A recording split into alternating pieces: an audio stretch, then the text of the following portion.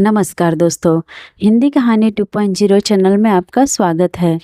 तो आज हम कहानियों की अगली कड़ी में R.K. नारायण जी द्वारा लिखित कहानी बीवी छुट्टी पर इस कहानी को सुनते हैं।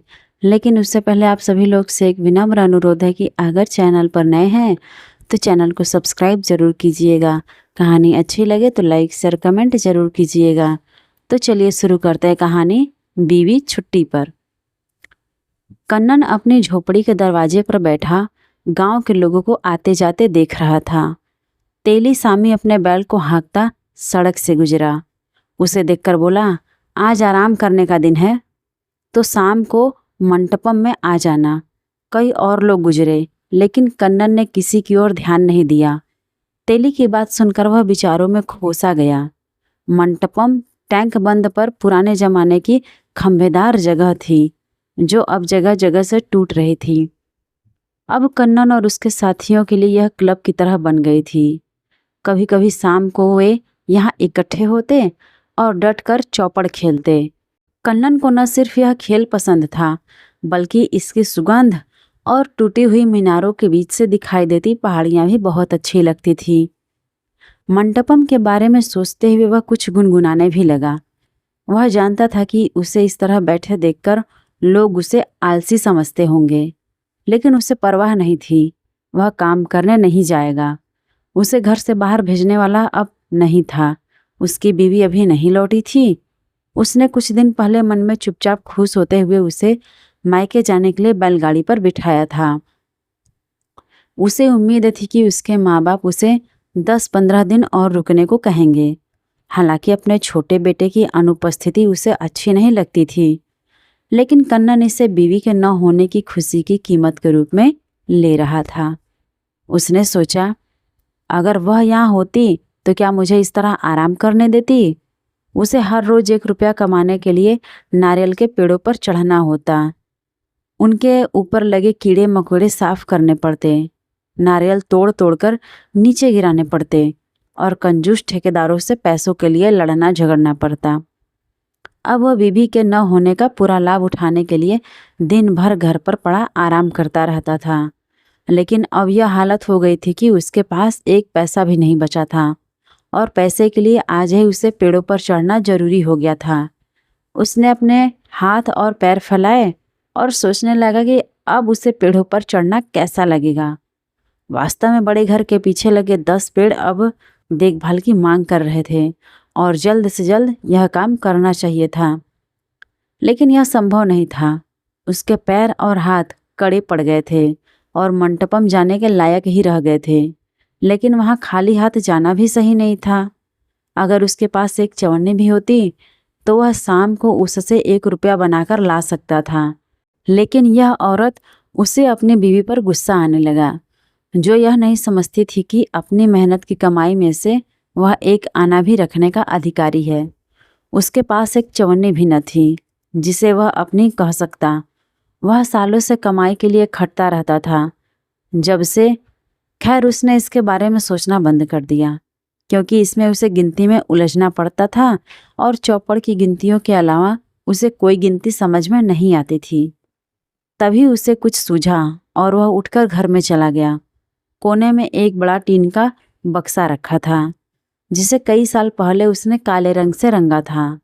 यही घर की सबसे महत्वपूर्ण वस्तु थी। बक्सा उसकी बीवी का था। वह उसके सामने बैठ गया और उसे खोलने लगा। उसका ताला बहुत मजबूत था, सख्त लोहे का बना, जिसके किनारे भी बहुत तीखे थे। उसने ताला पकड़कर अपनी तरफ खींचा और ताज्जुब है कि वह अपने आप खुल गया।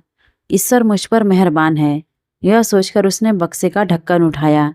इसमें बीवी की कीमती चीज़ें रखी थी, कुछ जैकेट और 2-3 साड़ियाँ, जिनमें से एक उसने उसे शादी के समय खुद भेंट में दी थी।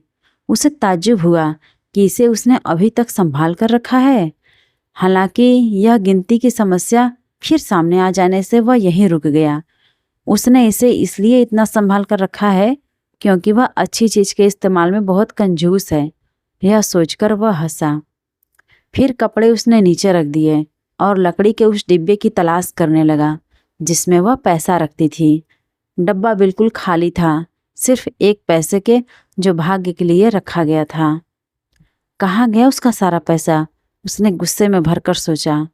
वह अपने भाई या किसी और के लिए सारा पैसा निकाल कर ले गई होगी।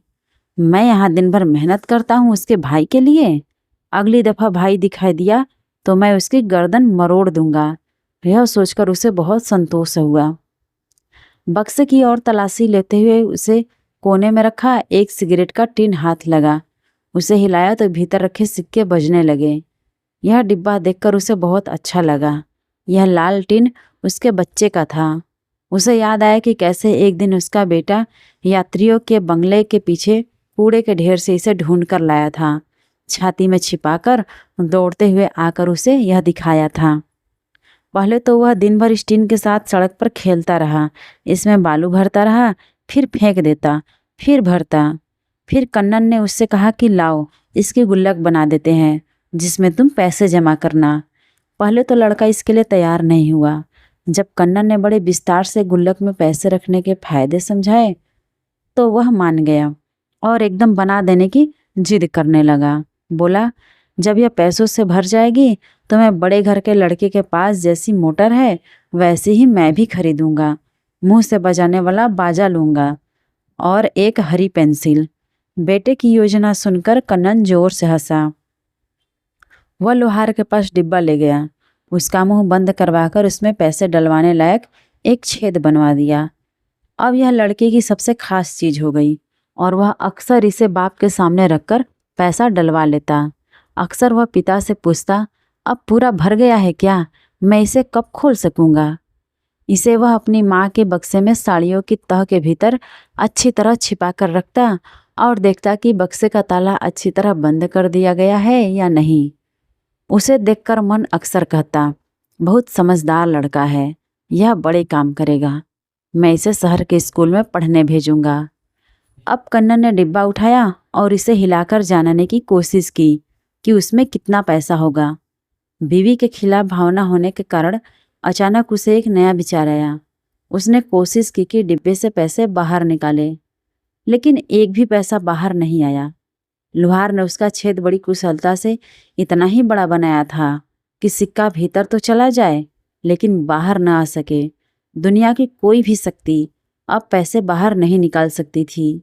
1 मिनट बाद वह डिब्बा हिलाना रोककर सोचने लगा, अपने बेटे की गुल्लक से पैसा निकालकर क्या वह ठीक कर रहा है? मन में ही जवाब आया, क्यों नहीं, बाप और बेटा एक नहीं होते क्या? यही नहीं, मैं तो यह रकम दुगनी तिगुनी करके जा रहा हूँ, जिसे बाद में इसी में रख दूंगा। इस तरह मैं डिब्बा खोलकर बेटे का भला ही कर रहा हूँ। फैसला हो गया। वह चारों तरफ देखने लगा कि कोई ऐसी चीज मिल जाए जिससे छेद को बड़ा किया जा सके। उसने बेकार पड़ी बहुत सी चीजों का डब्बा ढूंढ डाला, बोतल, डॉट, जूते का तला, रस्सी वगैरह, लेकिन कोई नुकीली चीज उसे न मिली। चाकू कहाँ चला गया? उसे बीवी पर फिर गुस्सा आया। औरतें क्यों हर चीज को छुपा कर रखती हैं? हो सकता है वह चाकू भी भाई के लिए ले गई हो। डिब्बा लेकर वह उसे जमीन पर जोर जोर से पटकने लगा। इससे वह तुड़मुड़ तो गया, उसकी शक्ल खराब हो गई, लेकिन पैसा बाहर नहीं आया। उसने इधर उधर देखा। दीवार पर एक कील के सहारे देवता की मढ़ी हुई तस्वीर टंगी थी। तस्वीर उतारकर उसने कील बाहर निकाल ली। जमीन पर पड़े देवता को देखकर उसका मन खराब हुआ और उसने झुककर उसके पैरों पर सिर लगाया। फिर उसने एक पत्थर उठाया और कील डिब्बे के छेद पर रखकर उसे ठोकने लगा। कील फिसल गई और पत्थर उसके अंगूठे पर जा पड़ा। अंगूठा दबकर नीला पड़ गया और दर्द से वह चीख उठा। डिब्बा जमीन पर फेंक दिया और डिब्बे को चिढ़कर देखने लगा। बोला, कुत्ते! उसने फुसफुसा कर कहा और फिर अंगूठा पकड़कर कराहने लगा। फिर बोला, अब मैं तुमसे जरूर निपटूंगा। वह रसोई में गया और वहां से पत्थर की बड़ी मुसली दोनों हाथों से सिर पर उठा कर लाया। फिर उसे डिब्बे पर जोर से दे पटका। डिब्बा पिचककर दोहरा हो गया और फट भी गया। उसने भीतर से पैसे निकाले और भूखे की तरह उन्हें गिनने लगा। कुल 6 आने और 3 पैसे के सिक्के थे। पैसे उसने धोती की कमर में कसकर बांधे और बाहर निकल आया। मंटपम में भाग्य ने उसका साथ नहीं दिया, कहें कि पास ही नहीं फटका। थोड़ी ही देर में वह सारे पैसे हार गया। इसके बाद कुछ देर वह उधार पर खेलता रहा, लेकिन दूसरों ने कहा कि वह हट जाए और पैसे वाले को खेलने दे। वह उठकर बाहर निकल आया और घर लौट चला। सूरज अभी डूबा नहीं था। वह जब गली में घुसा, उसने देखा कि सामने से उसकी बीवी सिर पर पोटली रखे और हाथ में बेटे को पकड़े चली आ रही है। कन्नन सहम उठा। यह सपना भी हो सकता है, उसने सोचा और ध्यान से देखा। बीवी पास आ गई थी। बोली, बस आ रही थी, मैंने सोचा कि घर लौट चले। वह दरवाजे की ओर बढ़ने लगी। कन्नन डर कर देखने लगा। उसका बक्सा भीतर खुला पड़ा था और सारा सामान बिखरा हुआ। जमीन पर भगवान की तस्वीर और बेटे का डिब्बा टूटा हुआ। घर में पैर रखते ही उसे यह सब दिखाई देगा। स्थिति निराशाजनक थी। उसने मशीन की तरह दरवाज़ा खोला। तुम इस तरह क्यों देख रहे हो? बीवी ने पूछा और भीतर चली। बेटे ने 2 पैसे निकालकर उसे दिए। चाचा जी ने मुझे दिए हैं, इन्हें भी गुल्लक में रख देंगे। कन्नन ने परेशानी की चीख मारी। लड़के ने पूछा, आप यह क्या कर रहे हैं? कन्नन ने अपना नीला अंगूठा दिखाकर कहा, बड़ी चोट लग गई आज, और कोई बात नहीं। और उनके पीछे अब क्या होगा सोचते हुए घर में घुसने लगा। तो आज की R.K. नारायण जी द्वारा लिखित कहानी बीवी छुट्टी पर आपको कैसी लगी, कमेंट करके ज़रूर बताइएगा। और अगर चैनल पर नए हैं तो चैनल को सब्सक्राइब ज़रूर कीजिएगा और अपने दोस्तों को भी शेयर कीजिएगा।